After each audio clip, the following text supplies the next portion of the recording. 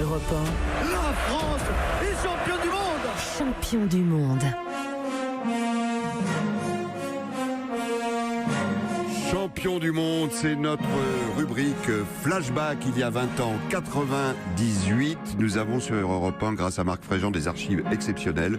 10 ans après ce qui s'était passé en juillet 98, Aimé Jacquet, consultant d'Europe 1, nous racontait ce qu'il avait vécu de l'intérieur. Vous avez peut-être vu le très beau documentaire également de TF1 sur les secrets de la victoire ces dernières heures. Et bien sûr Europe 1, Aimé Jacquet, 10 ans après, racontait match après match cette épopée. Cette épopée, elle a commencé le soir où il a sélectionné 23 joueurs. Il en a sélectionné un peu plus. Et ça s'est très mal passé. Vous vous souvenez, les bannis, les départs en taxi. C'était 2 mois avant la finale, le 12 juillet. On était loin de penser que la France serait championne du monde. Aimé Jacquet racontait sur Europe 1. Ça, c'est toujours le moment où nous avions décidé, parce que je travaille en équipe, moi, j'étais persuadé qu'il fallait que mon groupe soit compact d'entrée. C'est-à-dire qu'ils soient tous là, puisque malheureusement, j'avais des gens qui étaient encore en compétition, finir la Coupe en Angleterre, finir la Coupe en Allemagne et la Ligue des Champions, dont Zidane, Deschamps, Carambeu et bien de joueurs qui étaient encore en sollicitation intense. Le souci, c'est de perdre des joueurs. Donc je me suis dit, il faut que tu sélectionnes 28 joueurs. Mais pendant longtemps, on a eu un débat intérieur. Qu'est-ce qu'on fait ? 22 plus 6 ou 28 ? Et moi, j'étais pour 28. Je ne voulais pas sanctionner, dire voilà, il y a les 22, puis les 6 vont venir comme ça, tranquillement. Non, moi, je voulais 28 compétiteurs pour qu'on puisse aborder la Coupe du Monde avec toutes nos chances. C'est pour ça que ça a été très délicat, parce qu'il a fallu, après, prendre des décisions, puisqu'on n'a pas eu de blessés.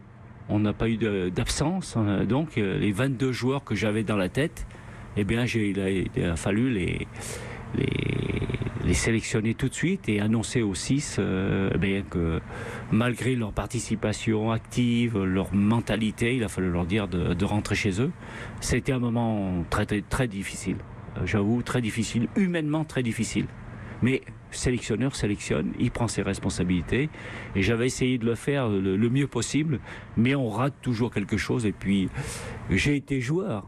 Quand l'entraîneur me disait « tu ne joues pas », il avait beau me raconter, m'argumenter, je ne l'écoutais plus. Donc j'ai accepté toutes leurs réactions et j'ai compris leur déception et j'ai participé avec eux à leur peine. Hein. C'est tout à fait logique.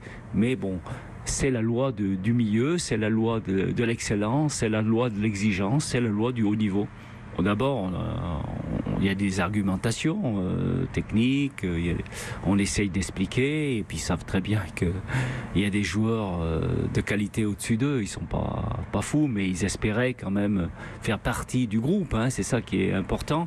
Mais on a beau choisir les mots n'ont plus de valeur, hein, n'ont plus de sens pour eux, il faut le savoir. Mais il faut le faire. Moi, je l'avais fait, j'avais réuni tout mon staff.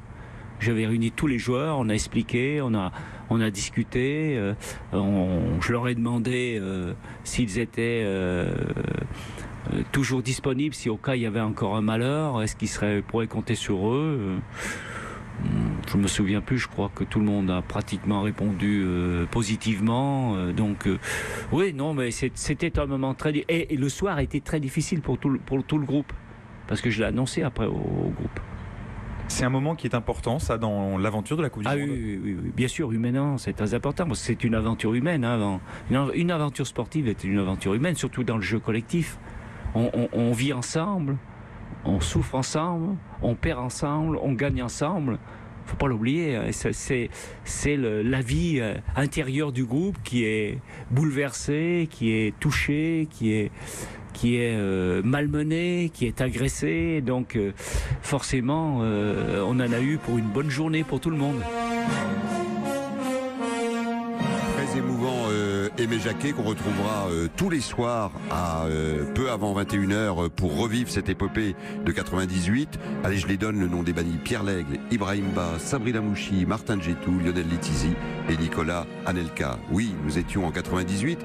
Et toi, t'étais où le 12 juillet 98, Thomas Touroud? À Paris, puisque je faisais mes études à Paris, avec des potes, devant la télé, et évidemment après on est sorti dans Paris, et il y avait du monde partout, et c'était la liesse, et on a fini au petit matin, comme beaucoup de Français j'imagine, et beaucoup de Parisiens. Je la vis avec beaucoup de sérénité, je crois.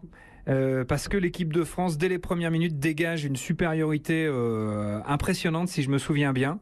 Il y a les buts de Zidane qui nous font penser effectivement que ça va être très fort et on prend vraiment conscience qu'on va être champion du monde à ces moments-là. Et le moment, finalement, peut-être le moment le plus fort, c'est le but de Petit, parce que là, ça y est, c'est fait, et tout le monde explose, le stade explose, les gens chez eux ont explosé. En fait, la construction et les buts qui comptent vraiment, c'est les 2 premiers buts de Zidane, et le 3e but de Petit, c'est l'explosion, et là, c'est la folie à ce moment-là, vraiment.